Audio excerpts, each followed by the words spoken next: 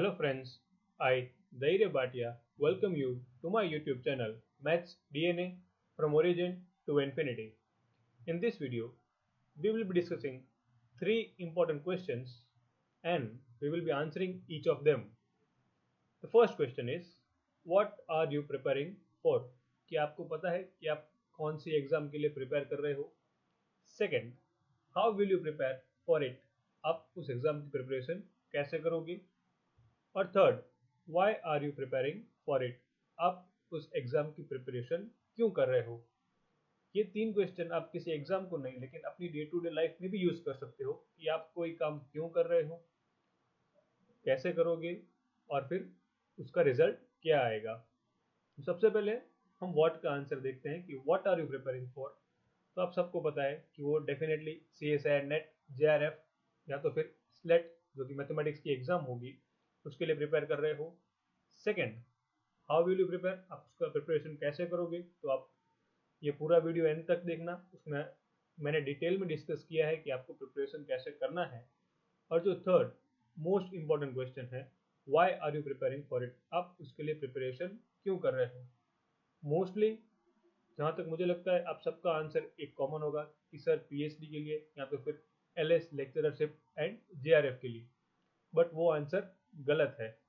आपको ना ही LS के लिए प्रिपेयर करना है ना ही JRF के लिए प्रिपेयर करना है, बट आपको प्रिपेयर करना है अपने पेरेंट्स के लिए।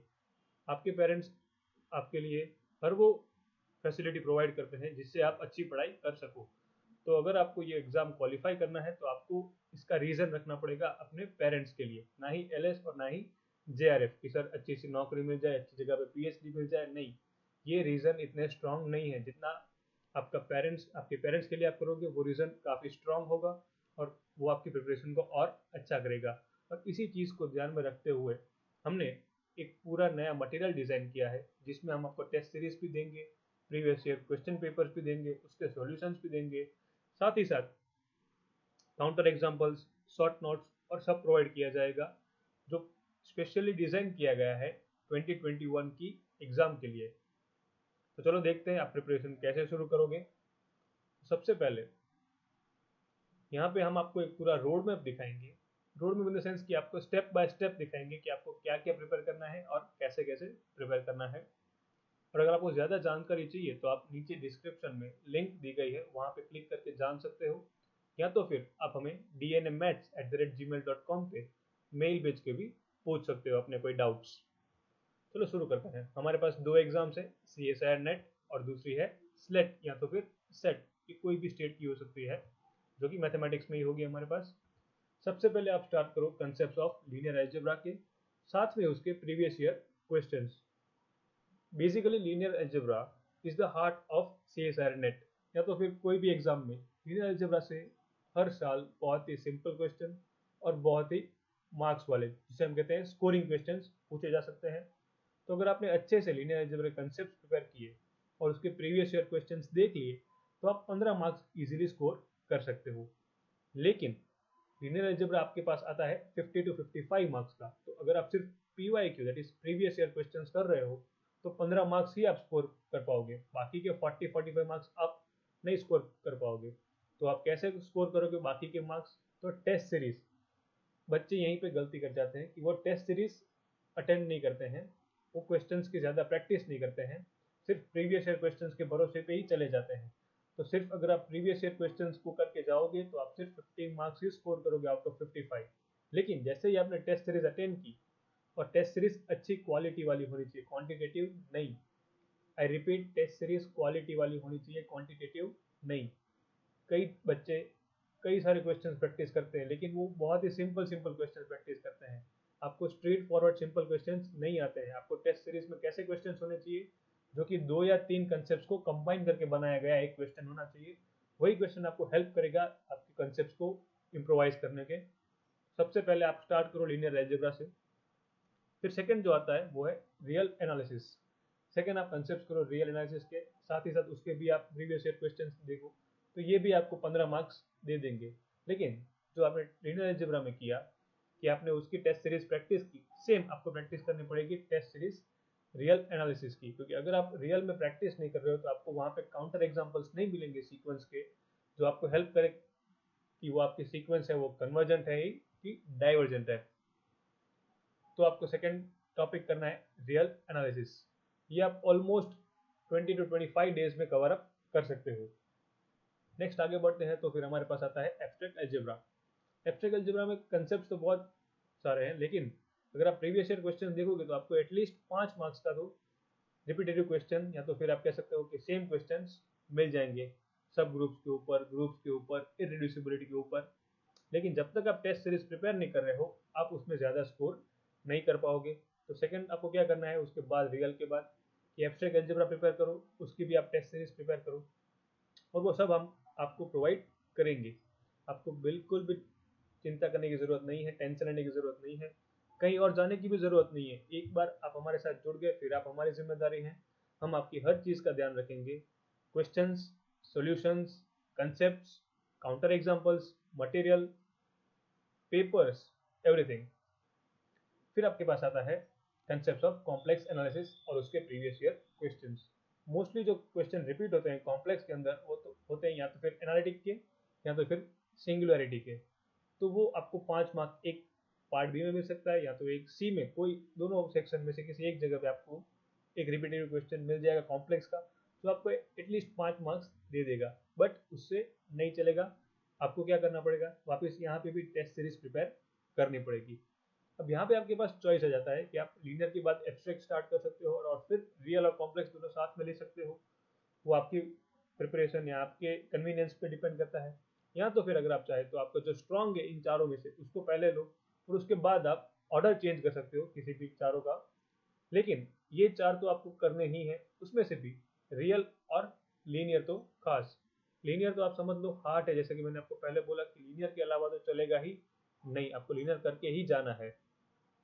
तो ये अगर यहाँ तक आपने अच्छे से फॉलो अप किया है तो आप अच्छा स्कोर कर लोगे। फिर आता है बेसिक जनरल एप्टीट्यूड। बच्चे ये टॉपिक छोड़ के आते हैं। मैं जानता हूँ आप सब मैथ्स बैकग्राउंड से हो तो आपको ये टॉपिक नहीं छोड़ना चाहिए, बहुत बुरी बात है, लेकिन फिर भी कई सारे बच्चे मैथमेटिकल बैकग्राउंड के ये टॉपिक छोड़ के आते हैं। जबकि जो नॉन मैथमेटिकल बैकग्राउंड वाले हैं, फिजिक्स वाले हैं, केमिस्ट्री है, लाइफ साइंस है, वो लोग जनरल एप्टीट्यूड प्रिपेयर करते हैं और अपना कट ऑफ रेज करते हैं। जबकि जो मैथ्स वाले हैं वो मैथ्स प्रिपेयर करते रहते हैं और जनरल एप्टीट्यूड प्रिपेयर नहीं करते हैं, तो अपना कट ऑफ, अपना स्कोर वो रेज नहीं कर पाते हैं।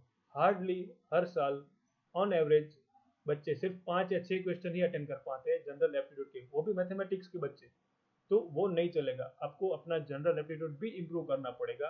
कैसे इम्प्रूव करोगे, तो सिंपल है, आप और प्रैक्टिस करो क्वेश्चंस की, कि आपका बेसिक मैथ्स है 10th स्टैंडर्ड में जो आपको आता था या 10th 11th में आता था, ये तो आपको आना ही चाहिए। अगर आप यहाँ पे आराम से और 5 क्वेश्चन अटेम्प्ट कर लिए तो आपके 10 मार्क बढ़ गए।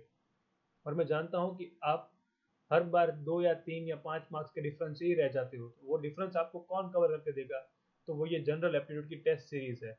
अगर आप जनरल एप्टीट्यूड अच्छे से कर लोगे तो आपको जो 5 मार्क्स का डिफरेंस है वो रह जाता है। मैं यह तो नहीं जानता कि आपका फर्स्ट अटेम्प्ट है या नहीं, बट मैं ये डेफिनेटली कह सकता हूँ कि यह आपका लास्ट अटेम्प्ट होगा नेट का, अगर आपने जो हमने पूरा आपके लिए डिजाइन किया है मटेरियल और टेस्ट सीरीज फॉलो अप किया तो। आगे बढ़ते हैं डिफरेंशियल इक्वेशंस पे। कई बच्चों का ये टॉपिक स्ट्रांग होता है, कई का वीक भी होता है, तो आप डिपेंडिंग अपॉन योर टेस्ट इसको सिलेक्ट कर सकते हो। इसमें भी आपको 10 मार्क की डिफरेंशियल में दोनों आ गया, ordinary differential equation, partial differential equation, अब दोनों मिला के आपको 10 मार्क मिल जाएंगे विथ पी वाई के अगर आप करोगे तो। लेकिन इसमें भी अगर आपको ज़्यादा चाहिए तो आपको टेस्ट सीरीज करना पड़ेगा। तो यहाँ तक आपने ऑलमोस्ट 140 स्कोर कर लिया है, आपका कट ऑफ नियर अबाउट 100 हो रहा है जनरल कैटेगरी के अंदर, 100 या 110 मैक्सिमम जाएगा।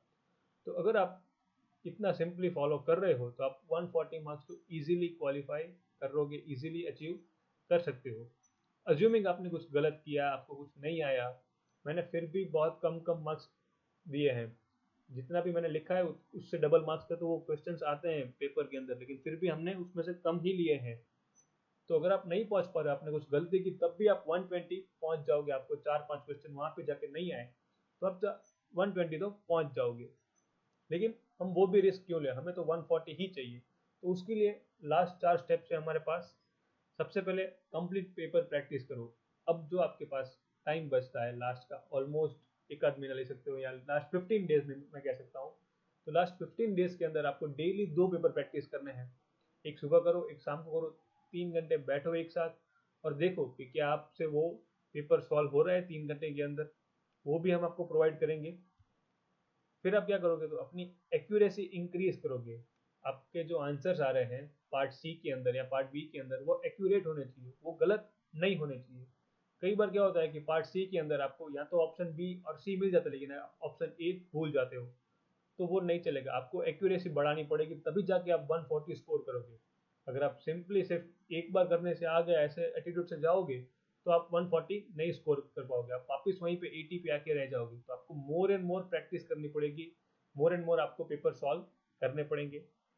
और फिर लास्ट में क्या करना है, तो सैम्पल पेपर प्रैक्टिस करो। जैसे कि मैंने आपको पहले बोला कि मोर एंड मोर आप पेपर प्रैक्टिस करो, ताकि आपको जो एग्जाम में जो प्रेशर होता है वो प्रेशर आप पे बिल्डअप ही ना हो, आप इजीली उसको दे सको। और हाँ, जो हम आपको पेपर्स देंगे या जो हम आपकी एग्जाम्स कंडक्ट करेंगे, आपकी टेस्ट सीरीज कंडक्ट करेंगे, वो सारी टेस्ट सीरीज, वो सारे पेपर्स हम ऑनलाइन कंडक्ट करेंगे, ताकि आप वहाँ पे भी उसको प्रैक्टिस कर सको। जैसा आपको एग्जाम में एटमोसफेयर मिलता है, वैसा ही एटमोसफेयर हम बिल्डअप करेंगे आपके लिए यहाँ पे। और आपको नेगेटिव मार्किंग भी होगा क्वेश्चंस के अंदर, ताकि आपको एग्जैक्टली पता चले कि आप कितना स्कोर करोगे फाइनल एग्जाम के अंदर। और बस आपने क्वालिफाई कर लिया आपकी ये CSIR नेट की एग्ज़ाम, और फिर तो आपको बस आराम करना है। आई मीन कि आपके पेरेंट्स खुश हो जाएंगे और डेफिनेटली आप भी खुश हो जाओगे। और फिर आप आगे LS में जा सकते हो, JRF में जा सकते हो, आप रिसर्च कर सकते हो, टीचिंग में आ सकते हो, लेकिन क्वालिफाई तो करना ही पड़ेगा। Thank you very much, and you can be a member of our social club and watch 230 plus videos on our YouTube channel and get a complete study material for any competitive exam from our Telegram channel. As well as you can click on the description link for more details.